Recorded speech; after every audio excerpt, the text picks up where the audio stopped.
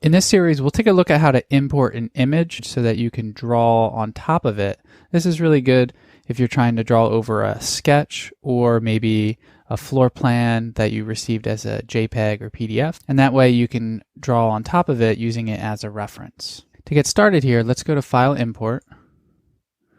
Let's make sure our format is set up to all supported image types. And let's make sure we're using it as an image, not as a texture or use as new match photo. And the image that we're taking a look at is this floor plan image here. And the tip that you want to do here is know a distance in the image itself. So in this case, the dimension's here, so I know that this dimension here is 21'4". You could also try to measure, let's say, what the width of a doorway is, but it's not going to be as accurate. It's always better to use the longest distance possible. So we'll click import. That's a good habit. I always like to start importing from the origin point. So I'll click and release. I'll move my cursor to the right. And actually, if I knew the width of the paper and did the scale factor for it, you could actually type in the dimension here, or the width if you knew it. But in our case, let's just click just to sort of get the image in the model space. When you import as an image, it's similar to importing a surface, putting a texture on it, and then grouping it.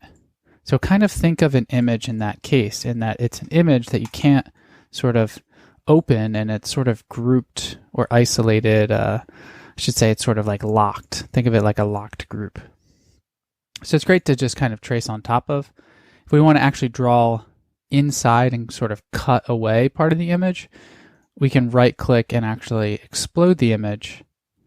That way it's an actually surface that we can draw on top of and then push pull.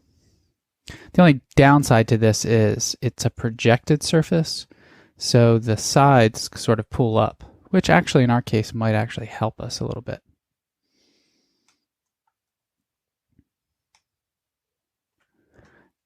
So I'm going to undo that. So we have the image imported.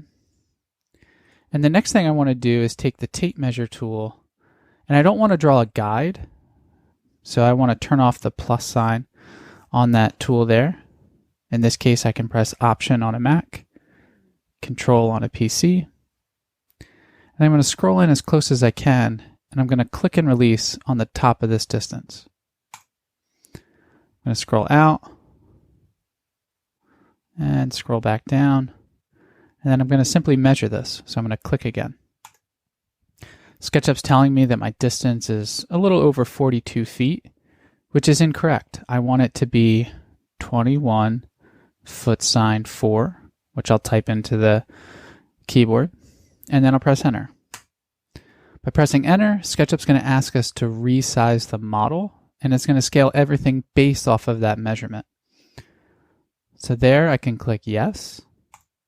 And it looks like the model disappears. It's not that it's gone.